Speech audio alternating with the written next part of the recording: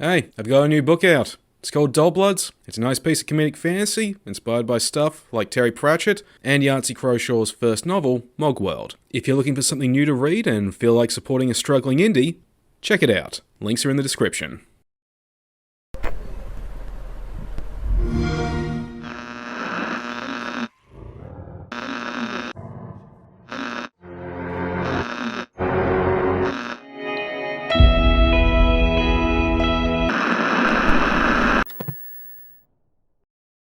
Back in the 2000s, a bright, wide-eyed youngster went to a local video shop called Video 2000. There he saw an Xbox 360 title that piqued his interest. He'd been in love with the horror genre for years after watching Child's Play 2. So seeing a woman's face wrapped in chains and darkness with the title Condemned: Criminal Origins, he was hyped to play what turned out to be an incredible experience. I say this because when I found out about Butcher's Creek, the new title by Dusk creator David Szymanski was taking inspiration from Condemned and Manhunt, I could not wishlist it fast enough. The gameplay and dark atmosphere of one of the best horror games, with the grunge of one of the most notorious, hell yeah.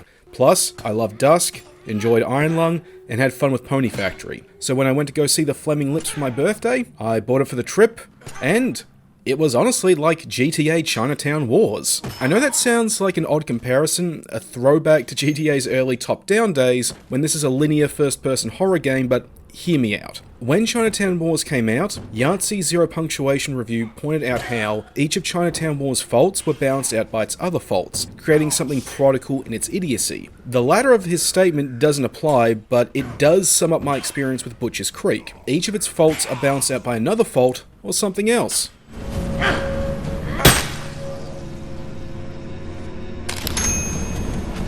The story of Butcher's Creek sees us in the shoes of a pervert who's investigating rumours of a snuff ring operating in the town of Butcher's Creek. Eager to try and find some of the genuine stuff, he ends up digging too deep, gets caught, and now has to fight with whatever he can find to escape with his head still on his shoulders. But as we progress, we find there's a religious purpose to the snuff makers, and with our fight for survival, we're set to become the Tooth Sower, an antichrist that will unleash a dark god. Tying into these themes, the game sports two interesting mechanics that involve health and healing.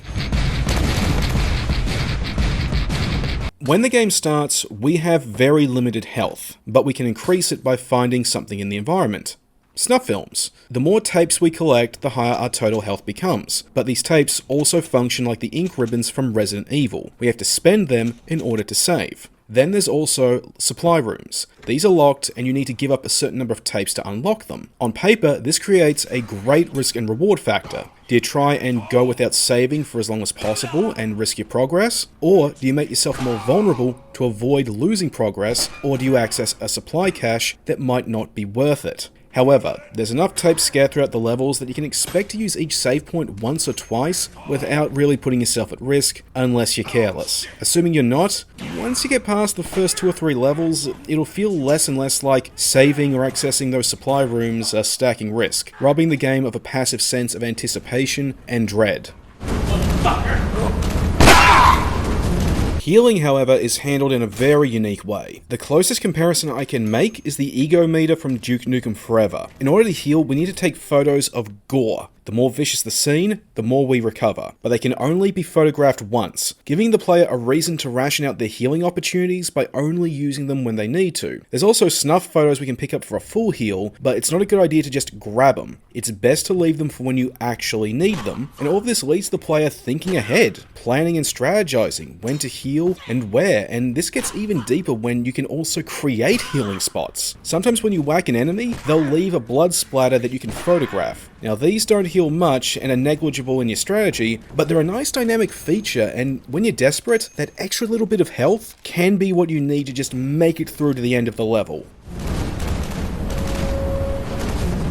Then there's the combat, and this is where Butcher's Creek takes most of its inspiration from Condemned. For those who don't know, Condemned was a pioneer in first-person melee combat, laying the foundation for later titles. This game, however, does things just like Condemned, with the player using items in the environment as weapons, stuff like wooden planks, hammers, pipes, hatchets, and so on and so on. These have different stats and handle differently. A pair of pliers will do less damage, but they're faster to swing, while a hatchet will do more damage, but needs more of a wind-up. The combat itself has a good flow of hacking, slashing, blocking, and making distance whenever you stuff up. Szymanski did a phenomenal job at recreating the feel of Condemned's combat. You can almost feel the impact of a hammer run up your arm when you knock a pervert's teeth out. However, he went the extra mile by adding 2 new features to it, in the form of environmental reactivity and a kick. The kick does barely any damage, but it knocks enemies back. This is critical as it can help give you breathing room when you're overwhelmed or you need to make some space to heal up, but it's not a get out of jail free card. It consumes stamina as well as the weapons, so it's not something the player can just spam. They have to weigh whether or not to make some space, or if the stamina would be better used for a killing blow.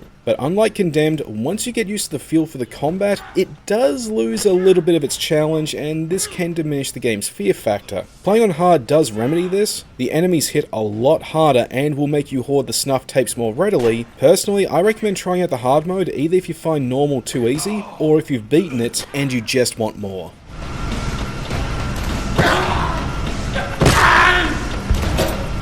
As for the environmental reactivity, it is rather limited. It basically amounts to death traps we can try to lure enemies into, we can kick objects in the environments for improv attacks, there's holes enemies can fall into, and toxic puddles. This all works, but this isn't like, say, Monster Hunter Wilds. You're not going to be making elaborate plans to tear down a ceiling to do an insta-kill, or exploiting unique weaknesses.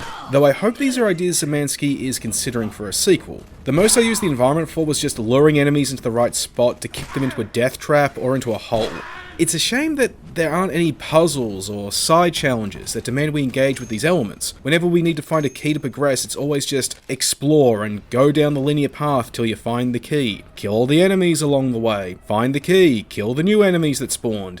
Use the key. Now progress. As a result, backtracking can be rather dull. If you don't have the thing that spawns the new enemies, then you're just going to be wandering around bored until you figure out what it is you need to do.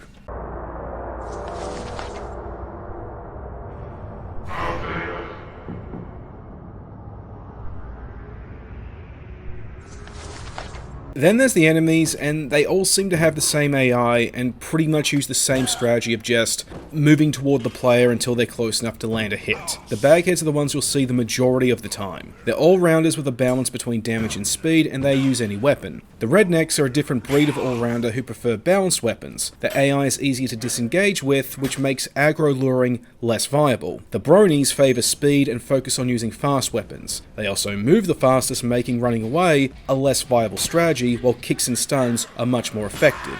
And finally you have the welders. These guys favour the heavier weapons, and their welding masks give them immunity to head strikes, with only two-handed weapons like the shovel and the axe being able to break through and actually hurt them there. The difference in appearance and the small differences in behaviour make the enemy roster diverse enough that they don't get too repetitive. But I won't lie, I do wish there was at least 1 or 2 enemies that acted substantially different, if only to add wildcards to throw the player off once or twice. Think the hunters from Resident Evil 1 as an example. In the later third of the game, we do get something that is close to what I'm talking about, with invisible bagheads, but once you see their shimmer, you can figure out where they are. There's also a sequence about halfway through where it looks like we're about to get what I'm talking about, but then it turns out it's just an Easter egg for Szymanski's Pony Factory. The levels are just as diverse as the enemy roster, and their atmosphere is top-notch. If you've played the other Butcher's Creek inspirations, Manhunt, you'll feel right at home. The majority of the game takes place in grungy, filth-covered industrial facilities where the seediness is so thick you can smell the alcohol, cigarettes, and blood through the screen. These are broken up by other environments. There's ones that are more rural and Texas Chainsaw Massacre inspired, and others that are more abstract and overtly Lovecraftian. This leads to some that are memorable for their uniqueness in different ways, such as one where you're walking down a forest path and you never meet a single enemy. It's just silence that leaves you on edge. Or another where it's pitch black, enemies are hunting you, and the only reliable light is the flash of lightning through the trees. So in order to see more frequently, you have to whip out your healing camera, leaving you unable to fight back. While the abstract levels will have you on the edge of your seat in anticipation and bring back fond memories of the industrial levels in Dusk. The last thing I'll say is that for my trip to see the Flaming Lips, Butcher's Creek ran perfectly on my Steam Deck and the controls felt natural with nothing awkward. Overall, Butcher's Creek is an enjoyable horror experience that continues David Szymanski's trend of quality. It's well worth a buy. If not a curious glance at the demo, I wholeheartedly recommend it.